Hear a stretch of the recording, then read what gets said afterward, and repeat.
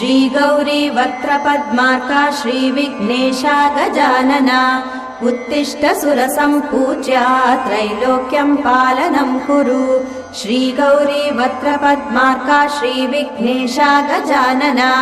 उत्तिष्ठ सुरसम्पूज्या त्रैलोक्यं पालनं कुरु उत्तिष्ठोत्तिष्ठ हेरम्बा उत्तिष्ठ गणनायका उत्तिष्ठ करुणापूर्णा भक्तानां भाग्यदायका उत्तिष्ठोत्तिष्ठ हेरम्बा उत्तिष्ठ गणनायका उत्तिष्ठ करुणापूर्णा भक्तानां भाग्यदायका श्रीयाकुवाहन शिवात्मज दिव्यगात्रा श्रीभिन्नदन्तधनुजान्तक सूक्ष्मनेत्रा सर्वार्ति दुःखशमना फणिराजसूत्रा